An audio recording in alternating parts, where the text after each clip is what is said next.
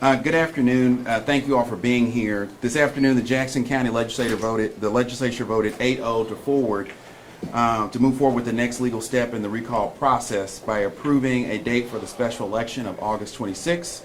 This action follows a formal certification of more than 42,900 ballot signatures by our election authority, surpassing the threshold set forth by the Jackson County Charter. As chair, my role and our role as a legislative body is not to pass judgment on the merits of the recall effort, but to uphold the law. The charter lays out clear instructions for when signatures meet the threshold and are verified. The legislature must take specific action, and that is what we have done here today. This is not about personalities or politics. It's about ensuring that we follow the law and the Jackson County Charter and give the respect of the voices of our residents and preserve the integrity of our democratic institutions. I understand that emotions are high on all sides, but the public needs to know first and foremost that right now we are going to be consistent and give a sense of calm and a commitment to this process. We are entering an unprecedented moment here in Jackson County government, but we are prepared to meet it with clarity, order, and respect for the law. And now I'll be open for any questions.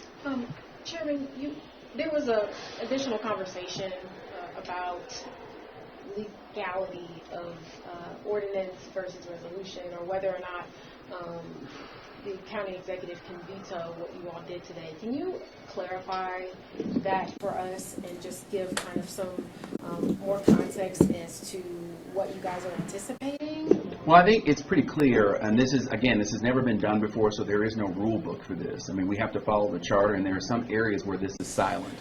And every election that we've ever done here in Jackson County, we have put forward a ordinance to put something on the ballot. And so our feeling was that we would both not only submit an ordinance, but we would also submit a resolution that is not subject to a veto by the county executive. I believe as chairman that it's inherently a conflict of interest for the county executive to veto an ordinance about an election that involves him. Because it's essentially it can become a delay tactic or stall tactic, and we don't think that that's fair to the 42,000 residents that have signed the petition to put this on a ballot, which is their right as citizens in Jackson County.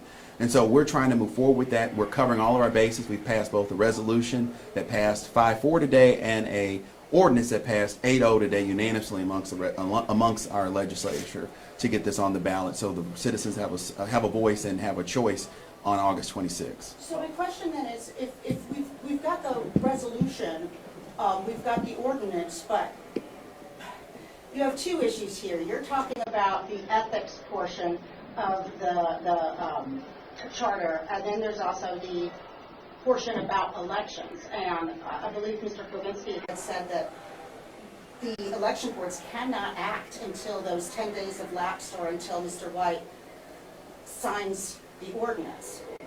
Have you consulted with legal counsel about whether they will have to wait those 10 days? We have, and I think I made it pretty clear in the meeting today that I disagree with the county councilor. I believe that the resolution is a legal document, and I believe that the election authorities can move forward with proceeding with the preparing for an election here in 60 days with a resolution. It's the intent of the legislature to have the election, and the ordinance will provide the funding to pay for the election. That's my theory on it, and I think that the election authorities can today move forward for preparing for an election on August 26th. Now, County Executive White brought up Ordinance 5782, passed in 2023, but basically reiterated what is already in the charter about the recall process. But then I had that additional item at the end that said, be it so ordained that if no legal election date is available within 60 days, the election will occur at the next available election after certification of the petition. Why did you choose August 26th? And did you consider doing November based on that ordinance? No, I actually didn't consider doing November for one reason. The charter says 60 days. We are going to follow the charter. The other option we had, if we did not choose August 26th, was doing an election September 2nd, the day after Labor Day. So I thought it was best to follow the law and do it a week before Labor Day. And lastly, I did speak with Mr. Kovinsky, and he said that he has spoken with the Kansas City and Jackson County Election Board directors, and that they have indicated that they intend to file for a TRO seeking a November election. Are you aware of that, and do you have any thoughts on that? Well, I've heard that, but at this point, Our job as legislators, as leadership of the legislature, we are a separate branch of government.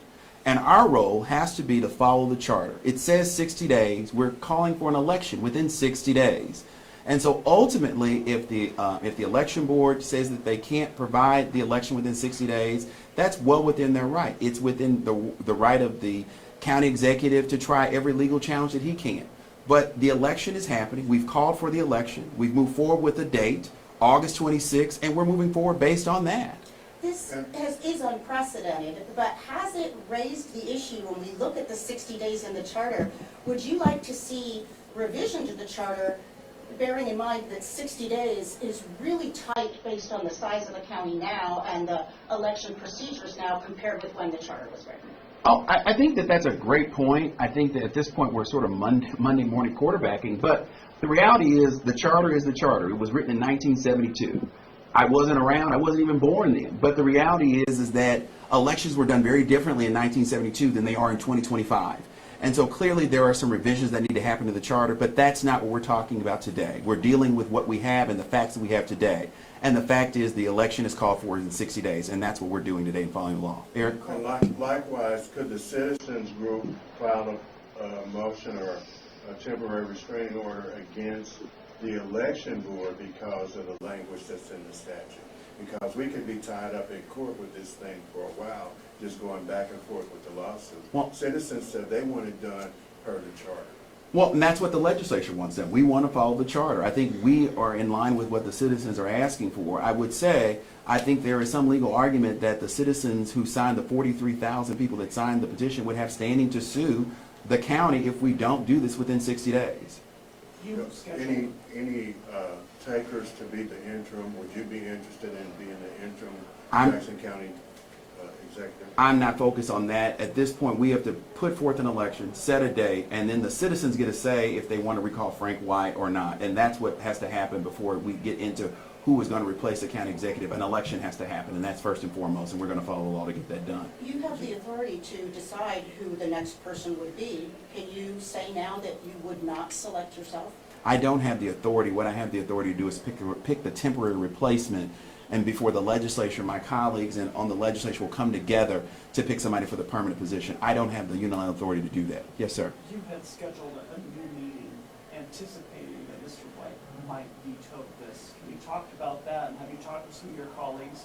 Sometimes it's a 6-3 vote or 5-4. Do you feel like you'll have enough votes to make this final and end the chaos? Well, I think that my colleagues and I came together on this issue. This was passed unanimously.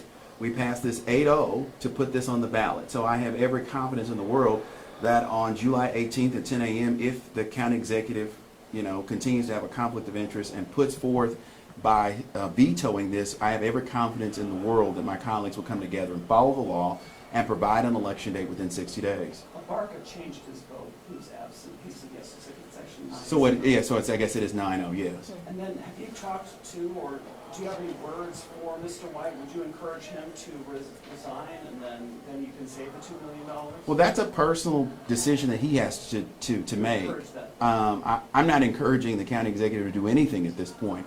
That's a personal decision that he has to make, but I know in his statement that he talked about the cost of a special election. Well, there's one way that we can deal with that, and I think that if the cost of the election is truly a concern, then that's up to the county executive to decide what's really best for him and the citizens of Jackson County. But I can say with true confidence that this recall election has nothing to do with stadiums. It has nothing to do with the teams. It has everything to do about, I believe, with taxes and property taxes, both commercial and residential.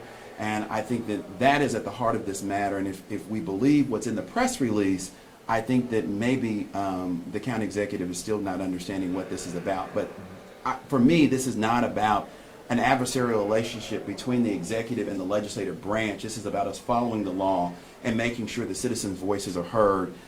Just yesterday, I went to Costco, and I was trying to renew my membership, and I met with a lady who moved here from Denver. And one of the things that struck me about it, she came from a Costco in Denver, and she's working right on here in Linwood, and she said that she'd been living here for 2 years, and she's likely going to have to sell her house because her property taxes have gone up so high that she can barely afford her mortgage. So these are people that I don't know, that just are telling me everyday stories about their property taxes and how it affects their lives. And so this is going to happen. This election is moving forward, and we're going to follow the law. And we're looking at that. We're going to put this on August 26th.